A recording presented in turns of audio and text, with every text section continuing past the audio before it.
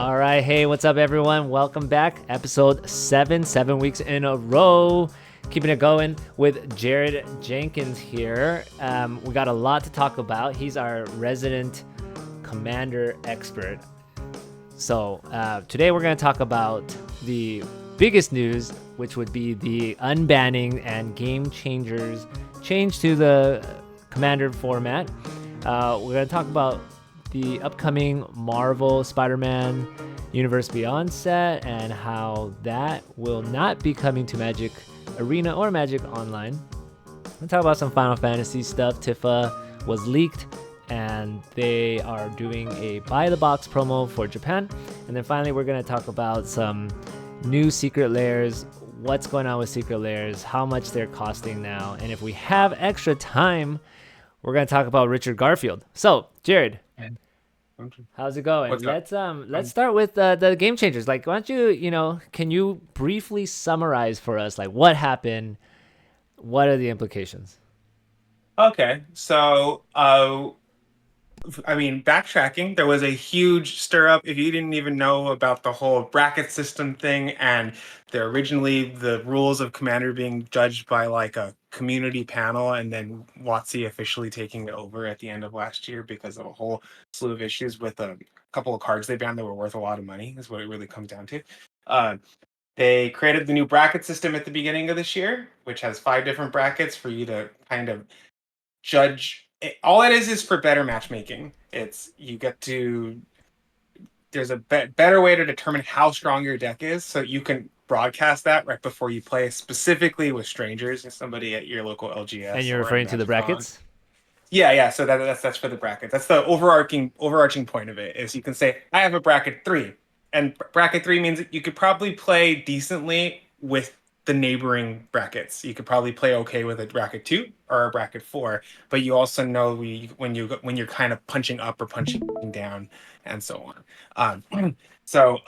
But either way, it's just for you to get a better idea of like, hey, I'm expecting this kind of game.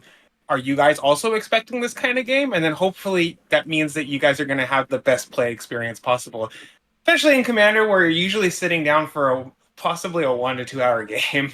So it's kind of nice when everybody set their expectations right and you have a good experience. That's what it really comes down to. So have you actually do you regularly play Commander at like an LGS? Yeah, I haven't been able to go as much lately, but Okay. and so no, I actually haven't. Have you ever used the bracket system?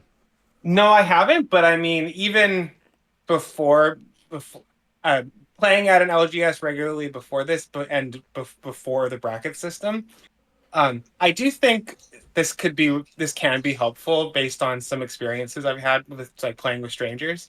But I think there's still ways to kind of game the system and say like you can make a deck that quote unquote falls under the 2 bracket, but it plays like a 4, just through pure synergy. So there's ways to game this thing, and you're not going to be able to. They even got Gavin and his thing. You're not going to be able to account for bad actors. There's always going to be bad actors who are just trying to game the system.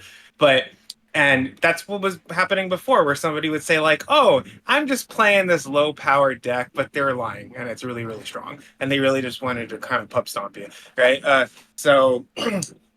And I've had those experiences, or I've had an experience where I was like, okay, let's sit down and play. I'm playing Dragon, and the game right before I jumped in, one guy went off like crazy, and the other 2 guys were kind of pissed off at the other guy, so they like brought out their strongest deck. And turn 1, it was like, oh, Monocrypt, Jeweled Lotus. I was, what? We're playing that kind of game? I didn't know that. And so that's exactly what it's there to help prevent. Fortunately, I can specifically remember that game, and fortunately, things still worked out okay. But that's not always going to be the case, and you're going to go like, well, I didn't know we were doing that. So that's the point of it. And those guys are banned now, right? Is Monocrypt banned? Monocrypt is banned, and Jeweled Lotus is banned. And so getting back to the topic, they were not one of the unbannings. There is a like. I know all of the ones we talked about last week. Only Coalition Victory actually made it to the list, and just goes to show you, dear viewers, don't speculate. Because did you hear about the there's an anonymous person who like tried to buy out all of the what's that blue land artifacts It's Oh, is it, Tolarian Academy. yeah. So Tolarian apparently there Academy. was a buyout or like someone invested big into Tolarian Academy because Oh, that they was were a bad specking idea. that it would be unbanned. I didn't Gavin say it's never gonna get unbanned. Like that card's never gonna get Practic- unbanned. Practically, yeah. It's too strong. It's only gotten stronger since its banning. There's a lot of cards that like the ones that they decided to unban, um, are ones that definitely they've been banned for like 15 years. They've been banned since like some of them as early I think as 2004 or 2009. So a lot of things have changed in Commander since then, and makes them feel like they're in a much more fair spot now. Tolarian Academy has gotten worse because there's so many token decks like clue tokens, treasure tokens, food tokens, and it's so powerful in those decks. And that wasn't even as rampant before it got banned, and it was already too powerful. So that's only stronger than it ever was. Um, but so long story short, though, about all that is there's a game changer list, which is a set of cards I that got it is pulled up right now. considered. Oh, perfect. The game changer list is the cards that basically take you from a bracket 2 to a bracket 3 deck. These, if you get to play these cards if you're deciding that you're a bracket 3 player or higher, um, and there's rules upon that. But there was 18 new cards added to the game changer list. Did they remove any cards from the game changer? They removed 2, and then any cards that the 5 cards that got unbanned got immediately moved to the game changer list. So you had a net of 21 cards because you got 18 new ones, 2 removed, and 5 new ones from the banned cards. So I think 21 new cards got added to the game changer list, which is already a 40 card list. So some people are talking about if like 60 cards is too long. I'm of the mind that it's fine. The game changer list is not banned cards. But It's you not can. even But look, if you're restricted playing cards. rank 3 or whatever, you can only have up to 3 game changers. Yeah, correct. And then rank 4 is no restrictions, build however you want. So And let me the see this difference game changers. a lot of them are. I mean, a Teferi's lot of them deserve protection. to. A lot of them deserve to be there. Okay, I'm gonna look at me as like the most casual commander player ever, like ultra Okay. casual, like more casual Mhm. than your casual commander player. I'm just gonna take a Mhm. quick look and see. Do I have any deck that has more than 3 of these in one deck? Let's see. Yeah, The One I've done Ring. that look. I've done that look to myself. Okay, and tell me what's your number? Like, do you? So I mean, I have. If you count all the precons that I have about 28 to 30 commander decks. Oh wow, that's a lot. And one of my decks is bracket 4. Everything else is a 2 or a 3. I have no ones. I have You no know fives. what? I think because I'm looking at these cards and like I don't have most of these cards. I don't even have. Okay, Yeah. I have one ring. I don't even know what Aura Shards is. It sounds familiar. I feel like I would have that That's card. 3 to cast enchantment when you play when a creature Oh, it's green white. ETBs on you. It's green white. Yeah, green white. No, I Yeah, don't you have get that. to you get to disenchant when Well, it comes. Seaborn Muse is here. Okay, I have Seaborn Muse. Yeah. They just added Seaborn. Oh, so are So, these here- orange here- just added? Yeah, right. Oh, they're the new ones. The new ones They that have added been a lot. added. Red only has Yeah, 4 they- cards. Just because Will I have. Yeah, yeah. And Oh, Deflecting green Swat got a has that. huge uptick in cards because there was only like 2 or 3 there Turgid. prior to this. That's Yeah, fine. and so and even so, like here's the thing, and just bringing it back to what this. Oh, Demonic your Tutor. channel's I do. usually- You know what? I do have some of these. Yes. Go ahead. That's bringing it back to what your channel is usually about with finances. I don't see game changers ever really being much of a something that's going to affect the price because people are still just going to play it. This is all just about saying if you're playing a ton of these cards in your deck's probably really powerful and therefore probably deserves to play with other powerful decks which are all bracket 4 or higher. If you're playing with a couple of them, then you could probably hang in the 3 bracket where everybody's playing a little bit of power, but you're looking to do cool and powerful things, but not like super busted things. And Makes sense. that's why even like of your decks, I can think of like Makes there's the thing about like if you're playing bracket 3, or if you're in any of the brackets, just depending on how your deck's constructed, you could still probably hang with higher brackets. So like even me thinking about your decks, you have the Prosh and My Prosh deck sucks. I looked it over. My deck sucked. I don't play command. You can't compare it to my deck. My deck sucks. I don't focus I on don't know, commander. but Prosh is just kind of a powerful commander in general. But either way, I think I can think of a couple of your decks that probably are bracket threes that could still slightly hang Hey, with a bracket Winota. Yeah, my four. Winota deck's strong. Yeah, yeah. So a couple of these are on here basically because if they're the commander, and Winota is one of them for sure. So I'm sorry, Winota is your strongest deck for sure. Yeah, yeah. Uh, But I don't think in my Winota deck. You know what? No, I probably have deflecting squad, Jessica's Will in there, Winota and and then Winota herself. So, but Winota. that's only three. I Uh, probably have Teferi's protection in there. Maybe Smothering Tithe. You know. there you go. Yeah, yeah. But yeah, so the five cards that got unbanned that are now game changers on this list are Braids, Cabal Minion, Yes. Also, all the and ones they unbanned, they put onto this list. Okay, Braids, yeah. yeah, Gifts Ungiven. so Gifts Ungiven, which is the one that people are is the one that's probably going to see the most play. Uh, but Gifts Ungiven, Braids, Coalition Victory, Panoptic Mirror, What is Panoptic and Mirror? it's a 5 to cast artifact that you can tap X to imprint an insta or sorcery onto it. Oh, yes. And then at the beginning of your upkeep, you get to cast the card for free. And the reason it was on there is because if you put a time walk on or time warp on there, you automatically have infinite turns because it can't recast the time warp every turn for you. Uh, that's a 10 mana investment if you were to do it on one turn, and you have to wait for a turn cycle. So that as much as still as powerful as that is, because it does mean you play that and you put that on it. Either everybody has to remove it or kill you immediately, or you win the game. So that still is powerful, but a whole turn cycle in modern commander is, and if everybody decides that you need to die, is kind of a death sentence, especially late game. Yeah. um, and that didn't used to be the case. That used to be like play this and you have your time warp, and it might be really hard to kill you in a turn cycle, and people got really tired of the effect. But that feels a little bit more like decks can handle it now, especially because how fast like they were even talking on the command zone about how on their game nights program that they put on, the average game length that they of their games is 8 turns. And if you're playing a deck with just like if you're I mean you need to have a deck with blue in it to do any of the kind of extra turn shenanigans with the card. And blue doesn't really ramp that good unless you're playing, I guess, like blue green. But the idea of getting to 10 mana, like how long it'll take to get to the 10 mana to activate that combo. Some like a lot of times games are already ending by the time you can even do it. So like it just isn't as strong as it used to be. Okay. But So, oh, go ahead. but yeah, so I think was that 4 or 5 that I mentioned? Coalition, Braids, Gifts Ungiven, Mirror. And there's the one more. Mirror, What is Sway it? of the Stars, Sway of the What Stars, is which Sword was of the on Stars? there. It's a 10 mana blue sorcery that basically resets the game, and people.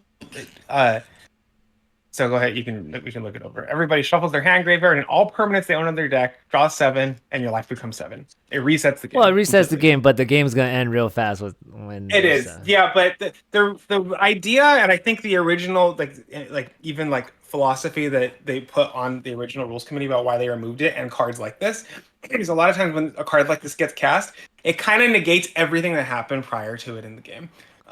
It's like somebody was getting off and everything was going great, and then Sway of the Stars comes down and the game starts over, and like it's almost like you started a brand new game. And everything that happened like didn't even matter anymore, and somebody now is just going to get like a lucky new hand that you can't mulligan and get off to a kind of a good start and can deal somebody 7 damage really quick and they win. And why did they Right. unban it then? Because they don't think people are going to play it anymore. I think Oh, joke's on them. I'm adding this to my decks. well, the idea is that, and I've definitely found this exact philosophy true, which is that with cards like this, a lot of people play them once or twice, and they get their fun with it, and then they realize by the second or third time they played it, it's not even really a fun card to play, and they kind of yank it from their deck. And I've definitely had that exact experience with quite a few cards. Now, what Where about those who like to rec- just chaos. they feed off of other people's misery. So this would be the Yep, perfect card for that. exactly. There are people like that for sure, 100%. So there is those people. So I guess they're just kind of because I mean the other thing is they what is it Worldfire, can you type that one? They recently they unbanned that one last year, and it's got a really similar idea to it, and it doesn't even see play because nobody wants to play this effect. This is exile permanents, all No, hands and this is graveyards, much everybody. worse. This is I like um as in this is not fun at all. The other ones can be fun. This one's not fun. Exile just yeah, everything. so I mean, but this one has been unbanned and nobody plays it. Oh this well, got this is jokes this has on been them. unbanned for a year. Look who's about to make a Worldfire and Slay Stars deck. Or even our friend Max that played Warp World is another one that falls in the exact same category where That it's one's like fun because you everybody. get to put a bunch of Yeah, random stuff out. exactly. But it's still the reason that people it's a feel bad for some people is the same idea. Like it, somebody can have the biggest board state in the world, and then Warp World happens, and they do get the most permanents that come in, and they get a bunch of land, and then suddenly somebody else is totally ahead. And it's about negating the experience up to that point. But yeah, you have to look at it like it's just fun, and it means that I don't want to play against that deck all the time, but they are fun to play against sometimes. And I used to have a deck with a lot of cards like this, and I like another silly one that's totally legal is Time Sifter, which totally wrecks the entire game. I played it one time, it was fun. I never ever want to play it again. What Uh, what about that card in Arabian Nights? Richard Garfield. Shahrazad's band. Shahrazad's band. Richard Garfield's favorite I, card. Yes, yeah, yeah, yeah. And they were even talking about how like Sway of the Stars has a like a Shahrazad type Is that card thing banned to it. It's banned. It's banned. Yeah. in Commander? It's also worth a ton of money even if you were to play it. It's a awesome. It's a hilarious and really flavorful and hilarious and awesome card. It's his But favorite card. yeah, but it would be very tricky. I mean, it would just make a game take a really, really long time. I really loved what he said. Where there was a because I watched his interview and he said that he liked the decks that were like all Shahrazad. Yeah, right. Well, And yeah, yeah. it was a show sub game, sub game, sub game, sub game. And if you just made sure your deck was a little bit bigger, you could technically Is that win. is that where even you though it heard would about take. backdrafting? That's where I heard about backdrafting was from him. I'd never heard of that before. That was a very We should awesome try that. concept. We should try that. Okay. Well, I think that, and correct me if I'm wrong, because I didn't read the whole article and didn't get a chance to finish the whole 40 something minute video that Gavin made, but it does seem like everybody knew, everybody at Wizards, and everybody was like unban Jeweled Lotus and Wizards, and everyone, they all knew that's what everyone wanted and whatever, and they didn't do it. And it seems like what they're doing, like they are very cognizant of the secondary market Oh and yeah, the for sure. speculators, right? They basically didn't unban any of the cards that like people were speculating on, Hmm. for the most part. And they also made a lot of statements about like, there's not going to be another change for, did they say 8 months or Another, something?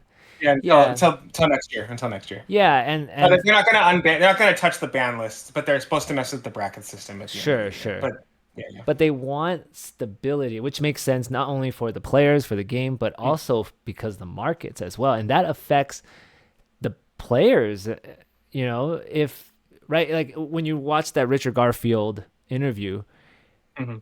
and when they were talking about the reserve list and other things like that, it's like Richard Garfield, who no longer works for Wizard of the Coast, right? Hasn't since the year 2000. Okay, so for 25 years, Yeah, yeah. like he is of the mindset that like he wants people to enjoy the game. And he doesn't want any card to be more than, like $20 or $30 or whatever is some reasonable number, like not a very expensive not very expensive, and he wants everybody to be able to have access to every single card. And of course, that does not apply to like special variants or whatever, or Halo foils or whatever you want to call those. But like, it's like he focuses mainly on the player experience and people being able to enjoy the game, and like, with things like reserve list or even speculators, people speculating on unbannings, that does affect, right? Because it drives up the price of these cards, especially if these cards are very old or even reserve list cards. Are any of these cards on a reserve list? Any of the game changers? Let's see. Don't think so. The game changers. Sorry, the recent unbanned ones I was thinking about. Sorry, those are not. But yeah, there's a lot of reserve list cards on here. So if you go to like the go to the lands or the colorless ones. Oh, okay. Ancient Tomb, Chrome Tabernacle of Pendrell, $2,000 card, reserve list. But it's really busted. What in about Commander. Ancient Tomb? Ancient Tomb is reserve list. What about Grim Monolith? Yes. Mana Vault? Yes. No. They've reprinted it. Yeah, it's still worth a ton. Mox Diamond is reserve list, right? See now, okay. Well, on that note, that's what that Mana Vault is always kind of like proof of how BS the entire reserve list is, because it should be a reserve list. It's a very old card that they just kept reprinting because they reprinted because it's not on the reserve list. But any card, the reserve list happened in the late 90s as a response to the edition Chronicles, which was a huge reprint set that just reprinted tons of cards to get the cards out there, and that's why Chronicle cards are worth nothing. Which was Richard Garfield's whole like thing is like, people should be able to have access to these cards, and you reprint them so they're cheaper and more accessible, more available. Yep. But it drives all the price down of everything. Yeah, and but with Chronicles there was a huge uproar from collectors, collectors and people who were trying to profit off of the collectability of Magic, saying like, hey, you're driving the price of all our stuff down, and that's when they created the reserve list. And so basically anything pre-Chronicles, and I think they started doing it to a couple of editions after Chronicles too, where they made it so that those were considered reserve list cards. I don't know the rule about Mana Vault had been reprinted into a couple of sets. So had Black Lotus. Black Lotus got printed more than once. So I don't know where the line is drawn on any of that, but there's just cards that have been reprinted and continue to be reprinted. Ancient Tomb's been reprinted. It was in the Zendikar, the Expedition lands. Yeah. So it technically is a reserve list card, but they're only because of that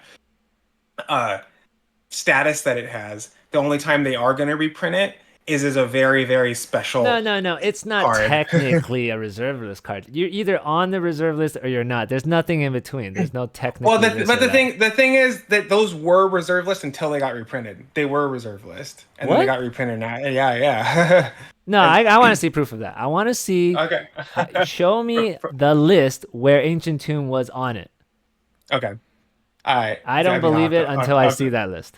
But from what I understand, that's historically that's how the reserve list has ended up working. They just yank cards off of it when they feel like it sometimes. Okay. I got to see the evidence. But okay, so and that being said, and I'm sorry, that being said too, any of those examples too, the cards are still worth a ton of money. Well, yeah, especially and the cards, like the original printing of them is still astronomical compared to the reprints too.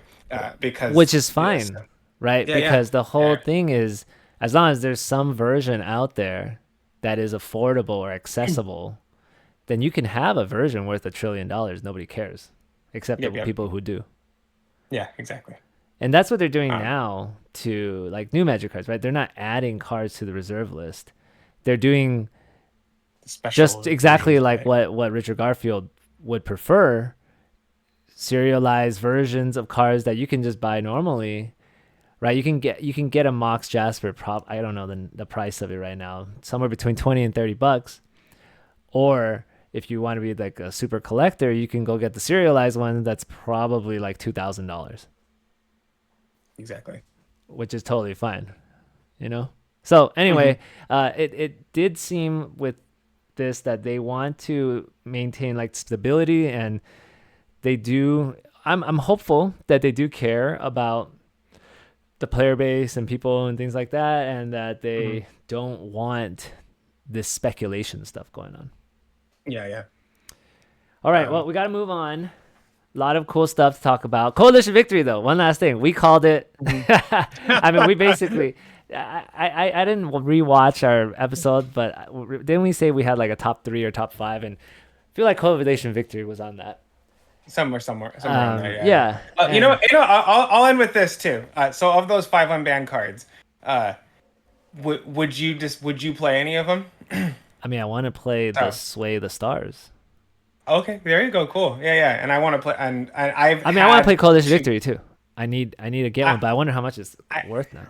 I will. It's worth. Last I saw it was about $20. I have That's 2 after the unbanning. I'll let you. You can use mine because I bet you're gonna use it once and not want to play it anymore. No, I'm gonna put it in my 20 ways to win deck. It's gonna be in there forever because it's a way to win. It's my gift to you. I have 2. I'll give you one. Okay, so the cheapest one right now is. I mean, look at the spike in price. Yep. You can get it for like $15, but the spike, like literally, what's today, 24th? A week ago on the 15th or whatever, it was like 2 weeks ago, it was like $5. Yep. Now it's 17, and now it's 14, 15. So it's like 3x'd. And I think it's probably going to stay in the teens. It's not reserve list, so there are 3 printings of this, and you know what? I'm calling this right now, everyone. And Jared, I don't need your Coalition victory. You know why? It's coming out in the secret lair. One of these. Is it? I bet. No. I'm not announcing it's coming out, but I bet you it will be coming out because think about it like the this. Unbanned card. The unbanned cards. Yeah, the unbanned secret lair. Exactly. Because it serves 2 purposes. Hasbro's gonna make a shit ton of money selling the secret lairs as they always do. It gets the cards out there. Cards that are expensive and makes it more accessible. Although Coalition victory being $15 isn't out of reach, right? I feel like anything like between like under 30 is like kind of accessible because you're going to be paying more for a secret lair. Okay, right? So like if it's under 30, I think it's okay. But once some cards start going above 30, 40, 50 plus, that then is like getting high, and they should secret lair it, so at least people can secret lair so that people can have access to it for a reasonable price. Yeah, for sure. So anyway, it's gonna come out in secret lair. I bet you that would be awesome. Commander unbanned secret lair, everybody wins. And it screws over the speculators. That's true. How much is Gifts Ungiven worth? I mean, it was worth like 50 cents, right? Was it? Yeah. I mean, it's banned in a lot. It's banned or restricted in a lot. It was worth like nothing. I mean, the cheapest. It's got a reasonable price edition though. This is the cheapest right here. That's not bad. It's a good card. It's very fact or fiction. Oh yeah, it was 25 cents. Wow. That was 50 cents or whatever. And now it's going for about what, $12, $15, $13, $13. Yeah. It's a fun card. Yeah, I mean, all of the cards that got unbanned probably triple in price, but I think it will settle. Like you said, they unban this, nobody plays it, then there's no demand. This is all just speculators right now. It's speculators and excitement from people going like, "Ooh, new toy! I want to play with that." Yeah, and then everybody going, "Oh yeah, there's the reason that it was on the ban list in the first place." All right, let's talk about our next topic. They're calling it Through the Omenpaths and Digital Universes Beyond Updates. So basically, they are not like the Spider-Man set, and probably any upcoming Marvel sets are not going to be like online. Like they're not, well, they're going to be online, right? They're just going to be Omenpath or whatever it's called. It's gonna be like universes within, so that the art is gonna be different. The names will probably also be different for some of the, Yeah. not every card. Like if I think if it has like a generic name, right? Mhm. Like whatever, like Punch, some like Rocket Yeah, Punch or yeah, whatever. Like they can probably yeah, keep the yeah, same name, yeah, but if it's like Spider-Man's web shooter, like they're gonna change, Mhm. probably gonna change the Yeah, name of that yeah, to yeah, something yeah. else. What do you think about this? I mean, I think if they're that means that they're literally they have to pay artists to make the alternate art on Arena and online. Like they should just release it. I hope they Well, released it in so like some pack in the future because I'd love to have an in-universe version of it. true. Because Yeah, they could make money, but and they, you know I what? mean, it's like it's a wasted. Like they're spending all the money on Yeah. to have to get this alternate art, and like I'm assuming they're probably going to release it in paper That's at one it. point, That's anyways. So, interesting because that would I wonder how that would affect. So, for example, like the Spider-Man set, right? Because this is mhm. not applying to Final Fantasy or Avatar. So Okay. it says for the remainder of 2025, two Universe Beyond sets will be coming to Arena and online. Final Fantasy Avatar. Spider-Man will not be coming, and we will release our first Through the Omen Pass on September 23rd. So they didn't. I don't think they like said anything about it going forward. Mhm. This is kind of like for this year, but Yeah. my suspicion is, and everyone people talking is that it's related to Marvel. Yeah. Um, And Spider-Man in general has a lot of weird copyright stuff where like Disney doesn't yeah, even like own Sony owns it. Yeah. Spider-Man. Yeah, yeah, yeah. So we'll see what happens next year. But okay, so Spider-Man set. So if they make, so basically they're gonna change the art on probably everything, and change many of the names, right? Yeah. Uh, and that's gonna be online. Now, if they do print that, I wonder what effect it would have. Because like, okay, so you're gonna have like the people who hate Spider-Man or the people who hate Universe Beyond, they're gonna refuse to play it. I wonder Mhm. if the price is going to be less because if they match the price, who's going to buy that? You could just get the Spider-Man stuff, right? Because Universe Uh-huh. Beyond is more expensive. But if they don't match the price and they charge as they would for like regular Magic the Gathering products like Tarkir Dragonstorm or Aether, Mhm. Mhm. then that would compete against the Spider-Man set. So I kind of think that they're not going to print it. It's just too much. Like it's going to cost them more money to print two different types of sets. It's going to compete Mhm. against their own product. It's just going to cause chaos. Yeah, I mean, yeah, they don't have the old way that they did it too, which was they always stuck the in-universe reprints into the list, which is gone now. They don't do, is the list technically a part of Play Boosters anymore or no? Yeah, they call it the special guest. So it's the same thing. Oh, so then maybe it might be a special guest in the future. Maybe some key cards from the Spider-Man set, but in universe because Yeah, maybe. But I don't think they'll print the set.